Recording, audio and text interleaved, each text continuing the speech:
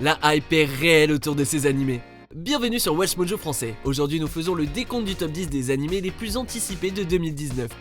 Nous publions de nouvelles vidéos chaque jour, alors abonnez-vous et activez la petite cloche pour ne pas rater la prochaine. Pour cette liste, nous allons jeter un œil aux animés qui doivent sortir cette année pour les classer en fonction de la hype qu'ils provoquent. Gardez à l'esprit que je ne prends en compte que ceux qui ont été confirmés, ce qui signifie que je n'inclurai malheureusement pas les nouvelles propriétés telles que Doro et Doro ou des suites telles que Made in Abyss saison 2.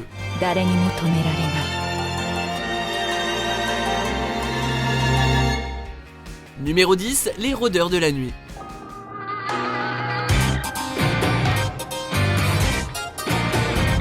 D'accord, tout shonen qui se respecte voit apparaître des démons à un moment ou à un autre, et si ce titre n'a pas l'air vraiment novateur, le manga a déjà connu un succès important.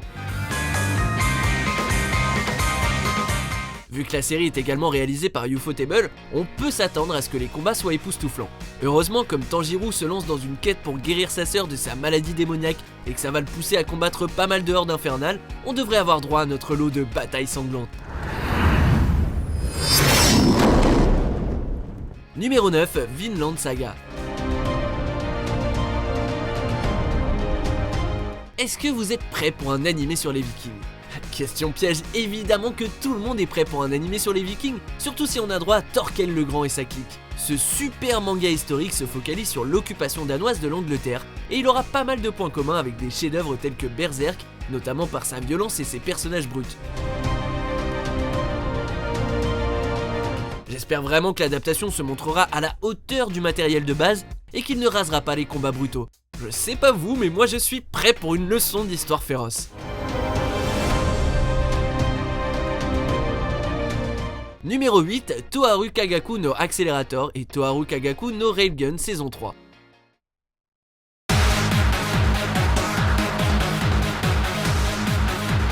Eh bah, quand cette franchise décide de faire son retour, elle le fait pas à moitié. Juste après la 3ème saison de A Certain Magical Index, les personnages secondaires préférés du public se retrouvent dans leur propre série solo.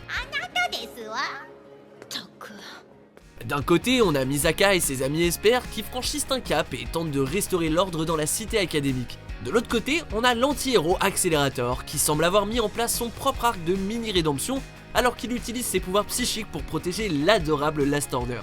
Peut laisser la place, Touma. Numéro 7, Dr Stone.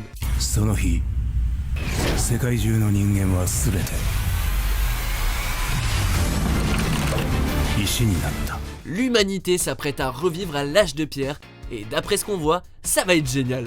Alors que toute l'humanité est changée en cailloux, le lycéen Taiju arrive à échapper à sa prison de pierre des milliers d'années plus tard pour se rendre compte que d'autres adolescents se sont échappés. On a alors affaire à une sorte de Sa Majesté des Mouches.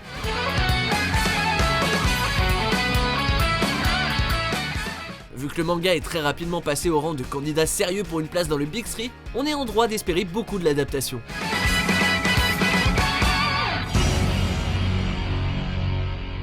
Numéro 6, Promare.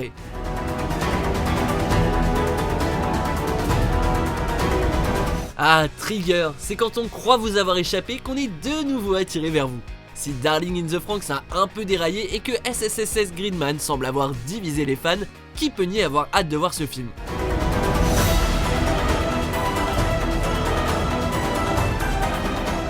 On a droit à une animation léchée, à un protagoniste qui ressemble au retour de Kamina, et bien sûr au robot géant. Qui sait si l'on peut atteindre la qualité de Gurren Lagann ou Kid la Kid dans un temps aussi limité, mais en tout cas j'espère que l'animé nous impressionnera avec la griffe de Trigger.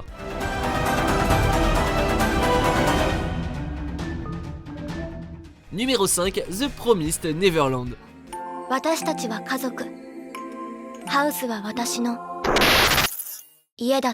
De tous les nouveaux titres qui sortent cette année, celui-ci en était un que personnellement j'attendais avec impatience. Alors que tout semble parfait dans la vie d'un groupe d'orphelins, ils découvrent que l'établissement n'est rien d'autre qu'une illusion et qu'être adopté est en fait bien pire que la mort.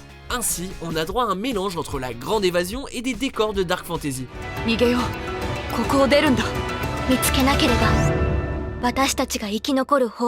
La tension présente dans la série envoie du lourd, surtout que nos héros sont un groupe d'enfants adorables censés être condamnés à mort. Allez, j'en dis pas plus, la première partie de la saison est déjà dispo. Numéro 4, Mob Psycho 100 2. それではどうぞ。 L'adorable étudiant capable de détruire la société avec ses pouvoirs psychiques illimités est enfin de retour. Et d'après ce qu'on peut voir dans les épisodes déjà parus, il ramène tout le comique et la destruction qu'on voulait. Qu'attendre de cette saison? Oh, comme d'habitude, Mob est adorable, Raigen est l'arnaqueur le plus divertissant du monde, et aussi tout un tas d'ennemis qui pensent pouvoir écraser le duo le moins probable des animés. Je parie que vous allez kiffer à 100%. Vous avez capté la ref? Ouais. Numéro 3, My Hero Academia saison 4. Chaque année, ce super shonen moderne sort une nouvelle saison en essayant de garder la même qualité. Comme All Might est à présent parti, notre groupe de super-héros en herbe de la classe 1A doit se montrer à la hauteur du défi et affronter la menace grandissante de l'alliance des super-vilains.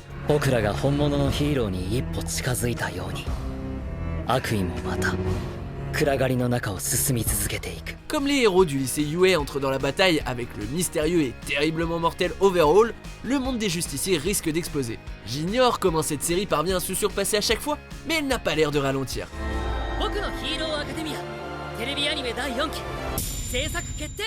Numéro 2, L'attaque des titans saison 3, partie 2.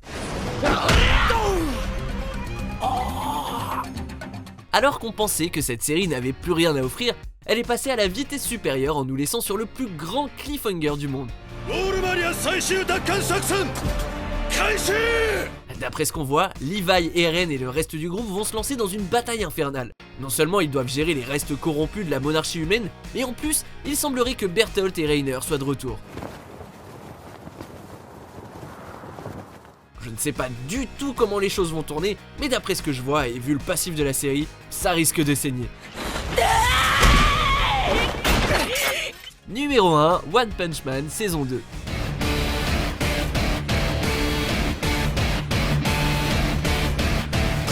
Ok Saitama, tu nous as pris pour des cons pour la dernière fois. Si tout le monde était très déçu que le héros le plus fort du monde n'ait pas fait son grand retour en 2017, ni en 2018 apparemment, le Super Chauve et son disciple Cyborg sont bien décidés à revenir sur le petit écran au printemps.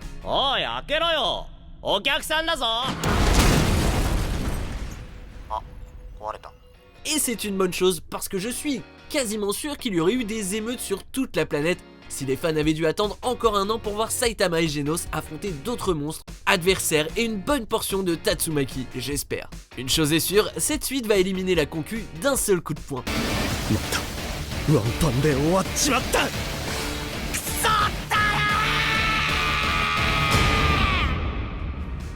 Oh que 2019 sera une belle année.